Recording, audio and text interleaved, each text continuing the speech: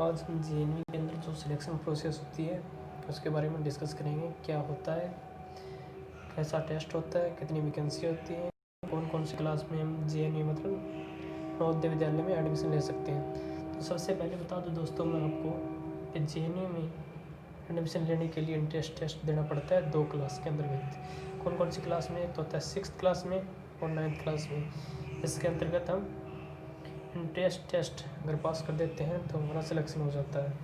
अगर entrance test clear नहीं कर पाए तो हम उसमें एडमिशन नहीं ले सकते। इसी प्रकार अगर हम 9th क्लास के अंदर एडमिशन लेना चाहें तो उसमें कोई इंट्रेंस टेस्ट नहीं होता है। उसके लिए सिर्फ हमारे 10th के बेसिस पे जो हमारे नंबर आते हैं उसी के बेसिस पे सिलेक्शन होता है। उसके लिए सिर्फ फॉर्म भरना पड़ता है 11th क्लास में एडमिशन के लिए। तो मैं आपको 6th क्लास के एडमिशन की प्रोसेस बता देता हूँ क्या है, कैसे क्या क्या करना होता है, क्या क्या डॉक्यूमेंट की ज़रूरत पड़ती है हमें। तो सबसे पहले बता देता हूँ कि इसका नोटिफिकेशन आ गया है क्लास 6th के एडमिशन के रिगार्डिंग, और जिसकी लास्ट डेट 15 दिसंबर 2020 है। तो 15 दिसंबर से पहले पहले हमें ऑनलाइन फॉर्म भरना पड़ेगा जो 6th क्लास में एडमिशन लेना चाहते हैं। तो हर एक क्लास के लिए 80 का सीट रहता है। हर एक क्लास में 80 बंदों का स्ट्रेंथ रहता है, 80 से ज़्यादा नहीं होती है सीट। तो 80 बंदे एक डिस्ट्रिक्ट में एक जेएनयू होता है, तो उसके अंतर्गत हर एक के अंदर 80 का सीट रहता है। तो ये हमारे पास हमारे सामने नोटिफिकेशन है। इसके अंतर्गत जो है ये जेएनयू में सिलेक्शन होता है, इसके लिए क्या ऑब्जेक्टिव क्या है।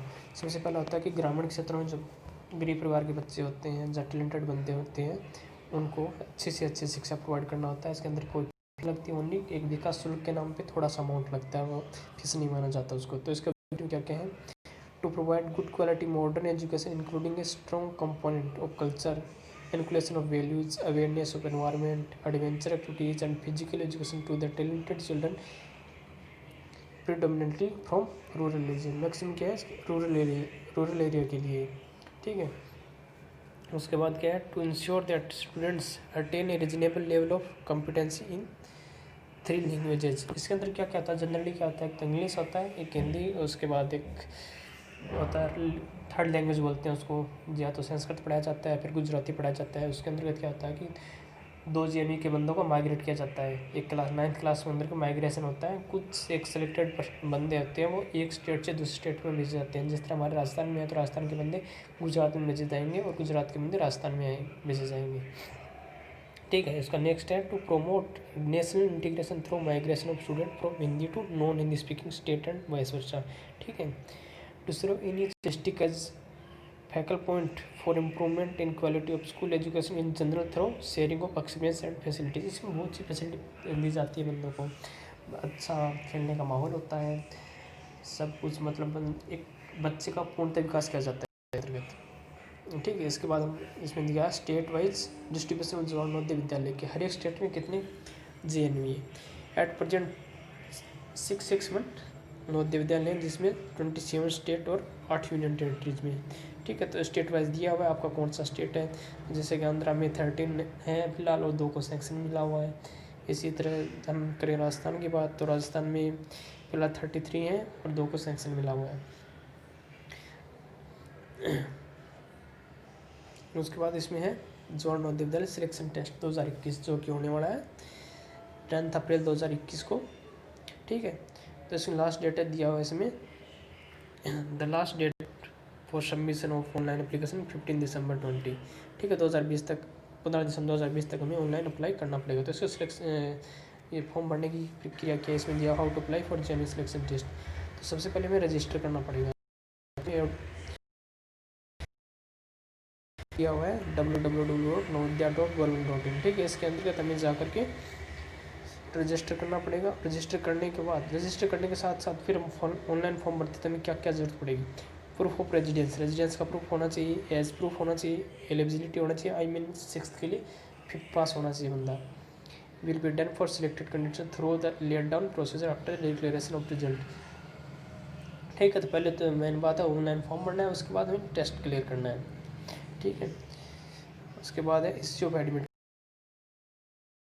the admit card will be made available as per the date decided by the NUS in due course, which will be displayed on the application portal. The admit card shall be downloaded free of cost by the candidates तो इसका क्या है, admit card के लिए download करने के लिए कोई मतलब शुल्क वगैरह नहीं लगेगा। कुछ कुछ होते हैं जिनमें शुल्क लगता है, पर इसके अंदर कोई शुल्क नहीं लगेगा, फ्री डाउनलोड किए जाएंगे, ठीक है। फिर उसके बाद रिजल्ट। तो result of JNU selection test 2021 is expected to announce by June 2021, मतलब जून 2021 में अप्रोक्सीमेट ये डिक्लेयर हो जाएगा। टेंटेटिव डेट दिया है इन्होंने, ये एक श्योर नहीं है, बट अप्रोक्सीमेट दिया है, जून में हो जाता है डिक्लेयर। और उसके लिए भी कौन सी साइट है, साइट चूजिए www.navodaya.government. इसके अंदर रिजल्ट डिक्लेयर कर दिया जाएगा। Selection and admission. तो सिलेक्शन के लिए क्या किया जाता है, सिलेक्शन के लिए सबसे पहले बता दिया मैंने आपको, इंट्रेंस टेस्ट देना पड़ता है। इंट्रेंस टेस्ट में क्या क्या होता है वो आपको आगे बताता हूँ मैं। ये जो प्रोस्पेक्ट है NVS का ही है नोटिफिकेशन, ठीक है।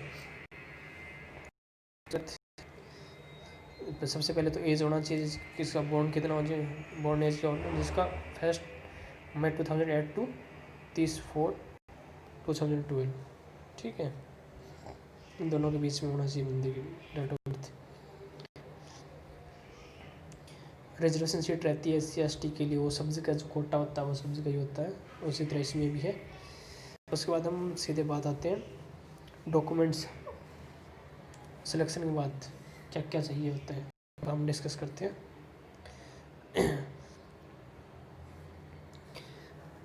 द पेरेंट्स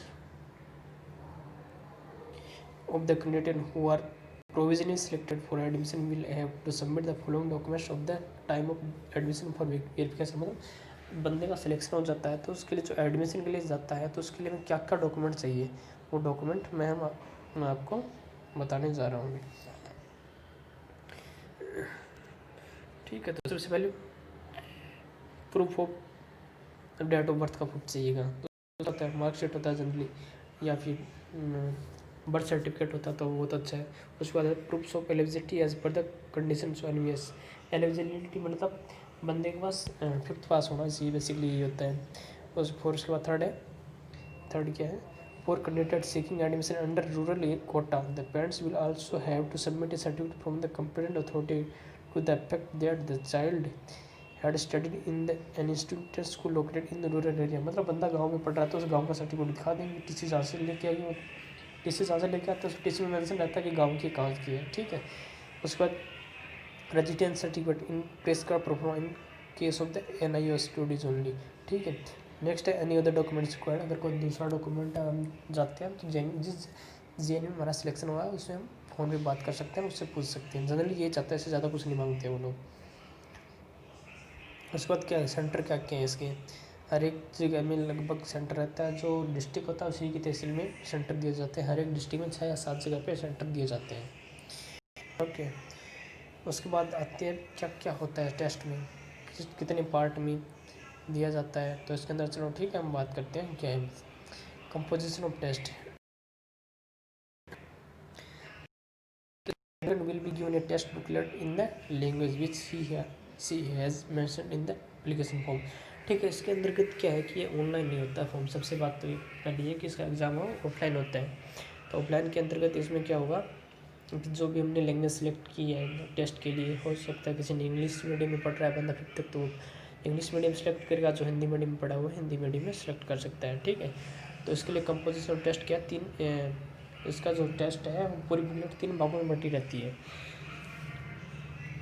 3 भागों में बटी रहती है। सबसे पहले इसकी जो बुकलेट रहती है वो 80 क्वेश्चन कंटेन करती है।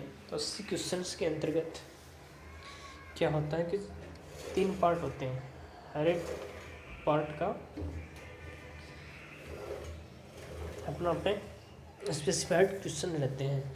जैसे कि पार्ट फर्स्ट सबसे पहले होता है मेंटल एबिलिटी। तो मेंटल एबिलिटी के कितने क्वेश्चन आते हैं, 40 क्वेश्चन आते हैं, और उसमें से कितने मार्क्स के होते हैं, 50 मार्क्स के क्वेश्चन होते हैं, जिसमें 6 मिनट्स में टाइम मिलता है। सेकंड जो उसका पोर्शन होता है वो होता है अर्थमेटिक टेस्ट का। तो अर्थमेटिक टेस्ट में क्या होता है कि 20 क्वेश्चन होते हैं और 25 मार्क्स के होते हैं, वो किसके लिए 30 मिनट्स का उसमें ड्यूरेशन रहता है हमें। थर्ड होता है लैंग्वेज टेस्ट में, थर्ड इसका पोर्शन होता है जो लैंग्वेज टेस्ट का होता है, उसमें भी 20 क्वेश्चन होते हैं और 25 मार्क्स होते हैं, 60 मिनट्स। इस प्रकार टोटल क्या हो गया कि 30 क्वेश्चन हो गए और 100 मार्क्स का हो गया और टाइम टोटल हो गया 2 आवर्स। तो 2 घंटे के अंतर्गत हमें ये क्वेश्चन मतलब ये क्वेश्चन पेपर सोल्व करना होता है। तो इसमें क्या होता है, एक single test booklet comprising of all the 3 sections will be given to each candidate. इसमें क्या होता है, ओएमआर शीट दी जाएगी, ठीक है, सिंगल टेस्ट बुकलेट दी जाएगी, उसके बाद ओएमआर फिर के additional time of 30 minutes will be allowed for दिव्यांग स्टूडेंट। जो मतलब दिव्यांग स्टूडेंट है उसके लिए 30 मिनट ज़्यादा दिया जाएगा, उनके लिए मतलब 2.5 घंटे का टाइम होगा। मेथड ऑफ रिकॉर्डिंग आंसर्स, तो इसमें क्या होता है कि ओएमआर शीट दी जाती है, separate OMR optical mark recognization answer sheet will be provided. इसमें ओएमआर शीट दिया जाएगा, candidate are required to indicate their answer at an appropriate place on the OMR sheet. OMR sheet होती है उसके अंतर्गत हमें फिलअप करना पड़ेगा। उसमें ओएमआर शीट में जो पेन है ओनली ब्लू और ब्लैक दो यूज़ कर सकते हैं, ठीक है। उसके बाद इसमें एक एग्जाम्पल भी दिया है, जैसे कि ये 37 जो ABCD इसमें ऑप्शन दिया हुआ, तो जो राइट आंसर है वो सी है, तो हमें उसको कैसे डार्क करना है, जैसे सी प्रॉपर तरह से डार्क होना चाहिए ताकि ओएमआर शीट कॉपी चेक हो तो उसमें कोई दिक्कत ना हो, ठीक है। हर एक क्वेश्चन का इसके अंतर्गत क्या है कि हर एक क्वेश्चन का मार्किंग क्या है, हर एक क्वेश्चन 1.25 मार्क का होगा, जो करेक्ट आंसर है उसके लिए 1.25 मार्क दिया जाएगा आपको। इसमें नेगेटिव मार्किंग नहीं है। सबसे पहली बड़ी बात यह है कि इसके अंतर्गत कोई भी नेगेटिव मार्किंग नहीं है। तो आप जो भी बंदा एग्जाम के लिए जाता है कृपया ध्यान रखिए कि कोई भी क्वेश्चन आपको अनअटेम्प्टेड नहीं रखना है, सभी क्वेश्चन आपको अटेम्प्ट करने ही हैं, क्योंकि इसमें नेगेटिव मार्किंग नहीं है। इसके बाद जो पेपर आता है उसमें किस तरह कौन कौन से प्रकार के क्वेश्चन आते हैं वो हम इसके अंतर्गत देख लेते हैं। सबसे पहले जो फर्स्ट पार्ट और 3 सेक्शन है, उसमें फर्स्ट सेक्शन में मेंटल एबिलिटी आता है। Mental ability this is a non verbal test, ये नॉन वर्बल टेस्ट होता है। Questions are based on figures and diagram only, इसमें फिगर और डायग्राम पे बेस्ड होते हैं questions. Question are meant to access general mental function of the candidates. The section is divided into 10 parts having 4 question each. तो first जो section है वो मतलब 4 भागों में बांटा जाएगा, उसके अंदर भी चार टाइप के क्वेश्चन पूछे जाएंगे, ठीक है। जिस तरह फर्स्ट का डायरेक्शन का दिया इन्होंने पार्ट फर्स्ट में ओड में आउट, जिसमें फर्स्ट जो दिया है क्वेश्चन एक, तो इसमें क्या है कि हमें 4 है, उनमें से हमें एक ओड बताना है। ओड का मतलब होता है कि जैसे फर्स्ट सेकंड थर्ड फोर्थ, इसमें से एक ओड बताना है जो मतलब चारों में से अलग दिखता है। इसमें ओड देखो फर्स्ट आकृति देखो सेकंड थर्ड फोर्थ, इसमें ओड फर्स्ट लग रहा है। फर्स्ट ओड क्यों है, क्योंकि बाकी जो 3 आकृति दी गई है उसके अंदर जो बीच की जो लाइन है उसमें से एक कट किया हुआ है, इसमें बीच वाली लाइन में कट किया हुआ है, इसमें बीच वाली, बट जो फर्स्ट वाली आकृति है इसकी जो साइड वाली जो लाइन है उसको कट किया हुआ है। देखो ये साइड की है, बाकी सब में अंदर वाली है, ठीक है। इसके लिए करेक्ट आंसर इसका हो जाएगा ए, ठीक है। नेक्स्ट आते हैं उसके बाद ये इन क्वेश्चन 5 to 8 5 से 8 में क्या होगा, ये problem figure is given on the left side, जो मतलब कि लेफ्ट साइड में दिया हमें 4 आंसर, इनमें से उसका नेक्स्ट बताना आर गिवन राइट साइड, इन चारों में से एक आंसर होगा, ठीक है। Select the answer figure which is exactly same as the above problem. तो हमें ऐसा देखना है कि जो दिया हुआ है उसे उसका सेम देखना है। तो हमें इसमें क्या देखना क्या है, जो ये पिक्चर में दी हुई सेम ऐसी कैसी इन चारों में से कौन सी है, तो देख लो कितना आसान क्वेश्चन है ये, सही सेम टू सेम हो गया, ठीक है। उसके बाद क्या है question 9 to 12, in question 9 to 12 there is a problem figure on left hand side, एक इस तरह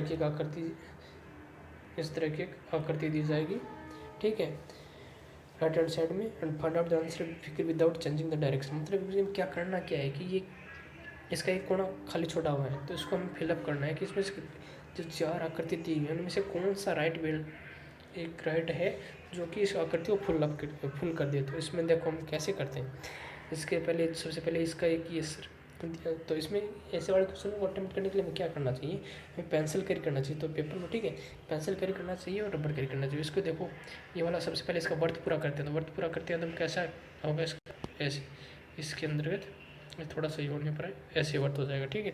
उसके बाद ये लाइन है वो हमें ड्रॉ करनी चाहिए, तो ऐसी मैं एक लाइन ड्रॉ कर दूँगा, ठीक है। तो आप पेंसिल से करोगे तो करेक्ट हो जाएगा।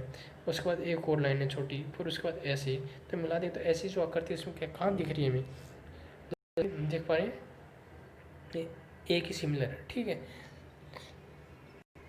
अब बात बोल दो कि सी वाला क्यों नहीं हुआ, क्योंकि सी के अंदर ये अंदर वाली लाइन को कट नहीं कर रहा है, जब बाकी तो इसके अंदर ये दोनों लाइनों को कट कर रहा है, तो इसलिए हमारा ऑप्शन ये करेक्ट हो जाएगा, ठीक है।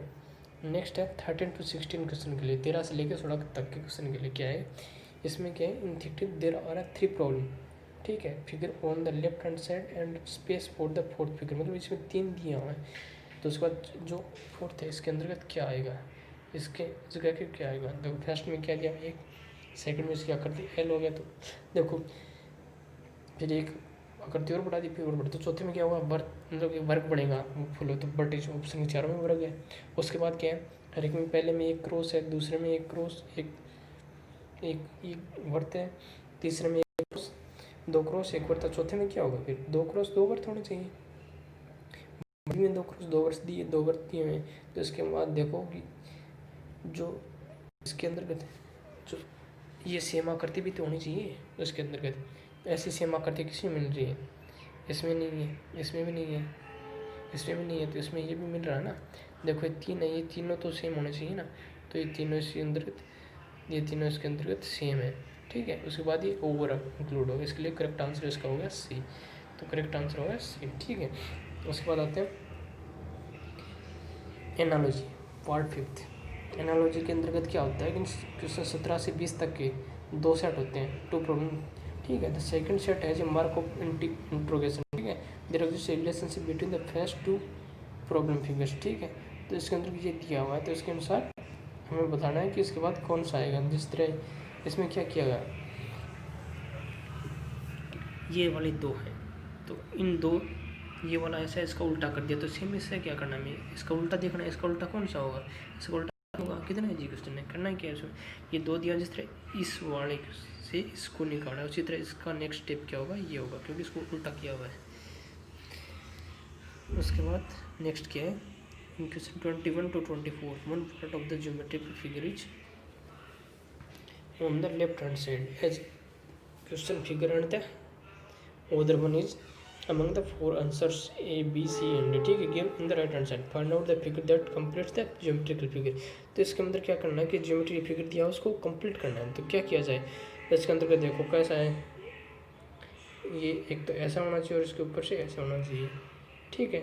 तो ऐसा किस में दिख रहा है, ये भी फिट नहीं बैठेगा, इन दोनों में से ए और डी में से बैठेगा फिट।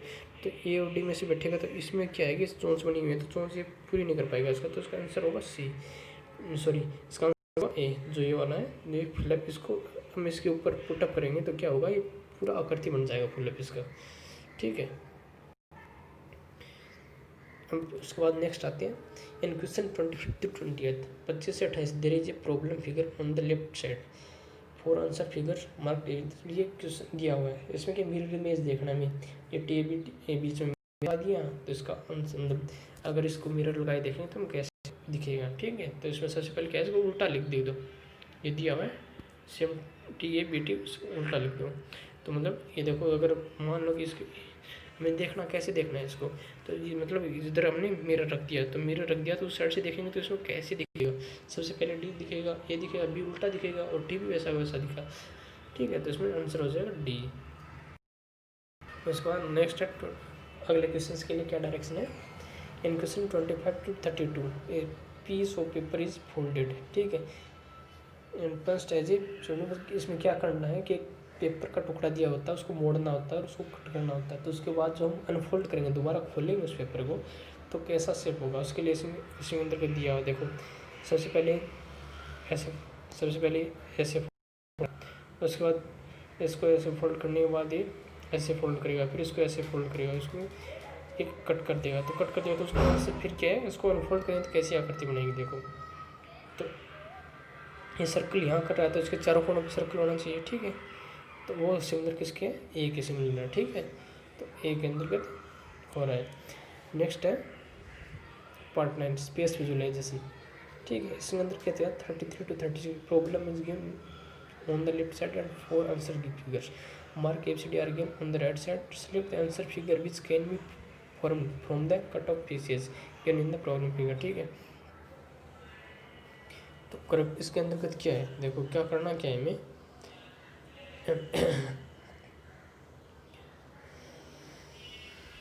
तो इसके अंदर क्या दिया हुआ है कि ये वाले जो कट किए हुए पीस, ठीक है, किए हुए पीस है, तो उसमें से हमें करना क्या है कि जो कट पीस है उसमें से कौन सी आकृति बनाई जा रही है, पूछ रहे कि जो आंसर इसमें दिए हुए हैं आंसर के 4, तो उसमें से कौन सी आकृति बनाई जा सकती है।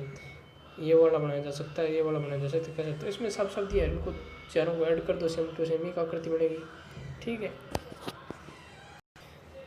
ठीक है। Next 37 to 40 in question 37 to 40 problem figure is given on the left side. Left side में ये है इसकी प्रॉब्लम और इसके सॉल्यूशन इनमें से चारों में से एक होगा। ठीक है, तो इसमें चेक क्या करना है, ये वाला हो गया इसका लेफ्ट साइड वाला। देखो नेक्स्ट प्रॉब्लम इज शिडन। तो हम लोग ये वाली आकृति में सेम टू सेम देखने किसके अंतर्गत है इससे। तो ये वाली आप अच्छे से देखोगे तो ये देख पाओगे कि ये वाली आकृति है किसमें में, इसके अंतर्गत ये राइट वाला नहीं है, जो ये वाला नहीं है, ये आकृति देखते हैं इसके अंतर्गत ये ऐसे हैं और ये ऐसे भी। तो इसका राइट आंसर क्या होगा? बी। मतलब ये वाली आकृति इन चारों में से किस में थी? बी में। तो right answer is B.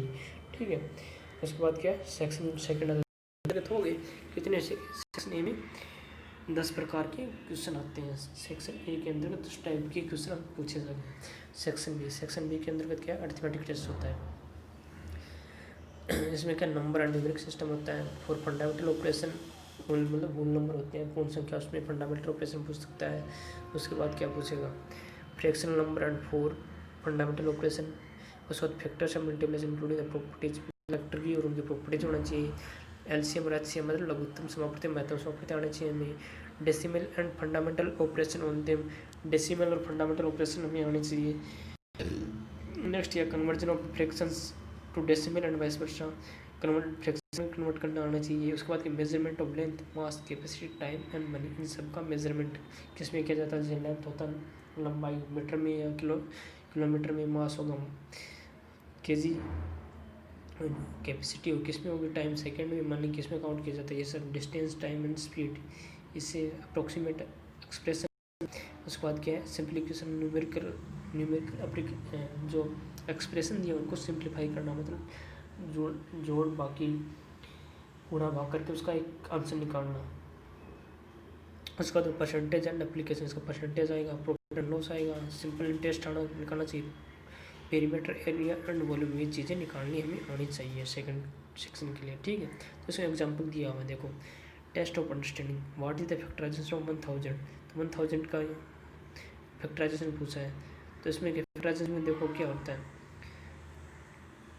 Factorisation जो छोटे से छोटा होता है वो हमें करना होता है। इसमें अंतर्गत क्या 10 × 10 दे दिया, तो इसमें 10 का भी तो टुकड़ा हो सकता है ना, 5 इस तरह। ठीक है, तो ये वाला आंसर नहीं होगा। इसमें 10 है, उसका भी फैक्टराइजेशन नहीं किया हुआ। अब इसमें सेक्शन सी और डी में से एक आंसर होगा। जब सी में देखेंगे तो इसको मल्टीप्लाई करेंगे तो इससे 1000 आएगा नहीं। तो उसका देखो इसको करेंगे 1 2 एक 5 के साथ लग जाएगा, 1 2 दूसरे 5 का, तीसरे 5 के साथ, तो इनको मल्टीप्लाई करेंगे तो 1000 होगा। तो इसका राइट आंसर हो जाएगा डी। ठीक है, इस फैक्टर जो प्राइम फैक्टर है इसके अंदर प्राइम होना चाहिए, जो हम फैक्टर कर रहे हैं तो हर एक प्राइम होना चाहिए। ठीक है, तो ऑप्शन डी इसका राइट आंसर हो जाएगा, इसमें दिया भी है। ठीक है, नेक्स्ट क्या है? Test of understanding, what average of first 4 odd number. तो पहले तो हमें पता होना चाहिए फर्स्ट 4 ओड नंबर होते कौन से हैं।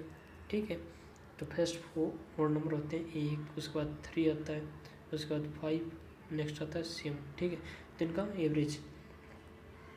एवरेज कैसे निकालेंगे? टोटल चारों का हम ऐड करेंगे तो 7 5 12, 12 3 15, 16, 16 में 4 के डिवाइड करेंगे तो कितना होगा? 4 होगा। 4 राइट आंसर का बी में। एकदम ईजी है, बस थोड़ा सा आपको लॉजिकली सोचना है उसको और थोड़ा धीरे से काम लेना है। जब पेपर के अंदर का जल्दबाजी नहीं करनी है बिल्कुल भी। तो बच्चे क्या होते हैं जल्दबाजी कर देते हैं, जल्दबाजी करते हैं तो क्वेश्चन गलत हो जाता है। जल्दबाजी नहीं करना, अच्छे से क्वेश्चन को हमें समझना है, पढ़ना है, उसके बाद ही क्वेश्चन में पूछ क्या रहा है उसी के अकॉर्डिंग आंसर देना है। नेक्स्ट क्या है? एक 1 kilometre long goods train is running at speed, 1 kilometre लंबी ट्रेन है, वो 1 किलोमीटर पर मिनट की स्पीड से चल रही है। तो time taken by the train to pass through 2 kilometre long tunnel, तो 2 किलोमीटर लंबी टनल को उसको पार करने में कितना टाइम लगेगा। तो इसके लिए क्या करना होता है? ये तो ट्रेन की लंबाई होगी, दूसरा टनल की लंबाई होगी, तो टोटल कितना हो जाएगा? 3 किलोमीटर ट्रेन भी पास करनी और टनल भी पास करना है, तो उसको टोटल हो जाएगी इसकी डिस्टेंस 3 किलोमीटर को पास करना पड़ेगा। तो हमें निकालना क्या टाइम? तो टाइम निकालने के लिए क्या होता है, इसमें हो जाएगा टोटल डिस्टेंस अपॉन इसकी स्पीड। इसकी स्पीड क्या है, स्पीड इसने दिया है 1 किलोमीटर पर 3 मिनट। तो इसको करने के लिए क्या करना पड़ेगा फिर, तो इसके अंतर्गत जो टोटल इसकी लेंथ है मतलब 3 किलोमीटर, उसको 3 किलोमीटर के अंतर्गत और नीचे दिया 1 किलोमीटर पर 3, तो इसको 3 मिनट है जो इसकी स्पीड है पर 3 मिनट, उसको हमें कन्वर्ट करना पड़ेगा। तो वैसे भी 1 किलोमीटर, तो वैसे 3 किलोमीटर में कितना टाइम लगेगा, 1 किलोमीटर को कवर करने में हमें 3 मिनट लग रहे हैं, तो हमें 3 किलोमीटर के लिए कितना टाइम लगेगा, एक किलो जैसे कि 1 किलोमीटर है उसको पार करने में टाइम लग रहा है 3, तो हमें टोटल कितनी पार करनी है, तो 3 किलोमीटर, तो 3 किलोमीटर को पार करने में क्या होगा 3 × 3, तो मतलब 9 मिनट लगेंगे। तो 9 मिनट कौन सा है ऑप्शन डी, ठीक है। तो कितना इजी क्वेश्चन है, बस थोड़ा सा तुम्हें माइंड यूज करना है और एकदम शांति के साथ आंसर देना है, ठीक है। थर्ड सेक्शन आ गया, अभी 2 सेक्शन तो हमारे कवर हो चुके हैं, और 2 सेक्शन बोले तो कितना क्वेश्चन हो गए 40 + 20 60 हो गए हमारे। तो नेक्स्ट क्या करना है, मात्र 20 क्वेश्चन ही बचे हैं, तो 20 क्वेश्चन बचे हैं, तो लास्ट में लैंग्वेज टेस्ट। तो लैंग्वेज टेस्ट है तो उसके अंदर क्या होगा, the main purpose of this test is to access reading comprehension of the candidate का रीडिंग कॉम्प्रिहेंशन हमें चेक करना है कि कैसा बच्चा कैसे पढ़ पाता है, कैसे एनालाइज करता है, वो ये सब इसमें देखा जाता है। The test consist of 4 pages, इसमें क्या 4 पेजेस होंगे, each pages followed by 5 question, मतलब हर एक पेजेस में 5 क्वेश्चन होंगे। Candidate shall read each pages carefully and answer the question that follow, ठीक है। हर एक के अंदर हमें पेजेस पढ़ने के बाद जो उसका करेक्ट आंसर होगा वो हमें देना है, ठीक है। नेक्स्ट क्या पेजेस क्या दिया हमें, पेजेस दिया है इसमें ओनली एक पेजेस दिया है इधर, ओनली एग्जाम्पल के लिए आपको, उसमें आपको टोटल 4 पेजेस मिलेंगे। 4 पेजेस के अनुसार ही क्वेश्चन होंगे, 4 पेजेस के, हर एक पेजेस में 5 क्वेश्चन होंगे, तो टोटल 20 क्वेश्चन हो जाएंगे हमारे पास, ठीक है। जिस तरह ये एक पेज देखते हैं, forests are useful to us in many ways, मतलब फॉरेस्ट क्या होते हैं, जंगल यूजफुल होते हैं कई तरीक़ों से। They provide us with timber to build houses make furniture, तो मतलब बहुत सी मटेरियल हमें प्रोवाइड करते हैं, जैसे हाउस बनाने के लिए, फर्नीचर बनाने के लिए। लकड़ी कहाँ कहाँ मिल जाती है, फर्नीचर बनाने में टेबल वगैरह किसकी बनती है, लकड़ी से। लकड़ी कहाँ से मिलती है, जंगल से, ठीक है। नेक्स्ट क्या है, forests are also provide us with food for fuel and making for paper, paper भी लकड़ी से बनता है और फ्यूल के लिए लकड़ी प्रोवाइड करते हैं, ठीक है। They provide shelter for birds, shelter मतलब होता है सहारा, क्यों पक्षियों के लिए सहारा बनते हैं, क्योंकि पक्षी कहाँ रहते हैं, पेड़ों में। विल्ड एनिमल्स इंसेक्ट्स, ठीक है, इन सब में रहते हैं। फिर क्या, फॉरेस्ट ब्रिंग रेनफॉल, जंगलों से भी बरसात होती है। Existence of forest is very important for the preservation of the ecosystem, से हमारा इकोसिस्टम है उसके प्रिजर्वेशन के लिए फॉरेस्ट बहुत ज़रूरी है, ठीक है। The fact that we have care ecosystem is indisputably established. Wise use of the environment and its resources are essential for man continuous growth. तो ये इन्वायरमेंट के लिए और मैन के लिए, दोनों के लिए एसेंशियल मतलब बहुत ज़रूरी है, ठीक है। तो इसका देखते हैं, क्वेश्चन देखते हैं। इस तरह इसमें एक दिया हमें पैराग्राफ, वैसे अंदर एग्जाम में 4 पैराग्राफ मिलेंगे, हर एक इसी की तरह 1 2 3 4 5 क्वेश्चन हमें दिए जाएंगे, ठीक है। तो जिसमें देखते हैं फर्स्ट वाला, to preserve the existence of essential, किसका, इसके अंदर फॉरेस्ट का बात हो रहा है भाई, तो इसका राइट आंसर हो जाएगा ए, ठीक है। सेकंड में क्या, अपोजिट प्रिजर्वेशन, प्रिजर्वेशन का मतलब क्या होता है, प्रिजर्वेशन का होता है संरक्षण करना, किस पेड़ों को बचाना, तो प्रिजर्वेशन इसका अपोजिट क्या होता है, कंजर्वेशन, तो इसका सेम टू सेम हो जाएगा। कंस्ट्रक्शन का मतलब बनाना होता है, शेल्टर का मतलब होता है सहारा देना, या फिर जिस तरह मान लो पक्षी पेड़ों पे रहते हैं तो सहारा आसरा देना, ये होता है शेल्टर। तो डिस्ट्रक्शन इसका क्या होता है, उल्टा, डिस्ट्रक्शन का मतलब होता है बर्बाद करना है, उनको बहिष्कार करना, ठीक है। थर्ड क्या, which one of the following is not a synonym of wise, wise का मतलब क्या होता है, बुद्धिमान, तो जो बुद्धिमान का ये बोल रहा है कि सिनोनिम का मतलब क्या होता है, पर्यायवाची, वाइज का पर्यायवाची कौन सा नहीं है, सेंसिबल भी है, इंटेलिजेंट उसी के अंतर्गत आ सकता है, जुडिशियस उसी के अंतर्गत, वेरियस होता है वो उसका क्या सिनोनिम मीनिंग है, ठीक है। नेक्स्ट क्वेश्चन क्या है, carpenters depend on forest because they provide, carpenter होता क्या है, कारपेंटर होता है बढ़ई या फिर खाती, जो मतलब लकड़ी का काम करता है, तो वो उस पर डिपेंड क्यों होते हैं, फॉरेस्ट पे डिपेंड क्यों होते हैं, क्योंकि उनको लकड़ी ज़रूरत होती है, सीधी सी बात है। फिर क्या हो जाएगा, वुड फॉर मेकिंग पेपर, उनको वुड की जरूरत होती है बनाने, ठीक है। विल्ड नेक्स्ट क्या है, नेक्स्ट है wild animals will become homeless if, जो जंगली जीव है वो विदाउट करके हो जाएंगे, घरलेस हो जाएंगे। कैसे, क्योंकि एनिमल्स के हाउसेज क्या होता है, जंगल ही होते हैं। फॉरेस्ट आर डिस्ट्रॉय, अगर फॉरेस्ट डिस्ट्रॉय हो जाएंगे, अगर फॉरेस्ट डिस्ट्रॉय हो जाएंगे तो उनका क्या होगा, वो घरलेस हो जाएंगे। तो इसका राइट आंसर क्या हो जाएगा, सी हो जाएगा। ठीक है, ठीक है, ये होगा पेपर की बात। टोटल कितना पेपर आता है, हमें 80 क्वेश्चन आएंगे अप्रोक्सीमेट। अगर आप धीरे धीरे आराम धीरे से काम करोगे तो इजीली पास हो जाओगे। ठीक है, क्या है कुछ important for the uploading the online application, जो ऑनलाइन एप्लीकेशन अप्लाई करेंगे तो उसके लिए कुछ गाइडलाइन है। ठीक है, ये प्रोस्पेक्ट्स मतलब ये जो नोटिफिकेशन है उसी को ये प्रोस्पेक्ट्स बोल रहा है। ठीक है, उसको केयरफुली मैंने पढ़ा लिया है। Filling the complete information, fill in complete information after ensuring that the candidate fulfills all the prescribed requirements such as the date of birth। इसमें डेट ऑफ बर्थ का स्पेसिफिकली बोला हुआ है कि ये जो डेट दी हुई है इसी के बीच में बंदे का बर्थडे होना चाहिए, मतलब डेट ऑफ बर्थ होनी चाहिए। ये दोनों डेट इंक्लूसिव है, ये 5/2008 से लेकर 30/4/2012 तक के बीच में होना चाहिए। फिर उसके बाद carefully fill the certificate to be uploaded with the application form with the record is category general, तो मतलब कास्ट सर्टिफिकेट लगाना है। ठीक है, अगर दिव्यांग है तो उस दिव्यांग का उसका सर्टिफिकेट लगाना है।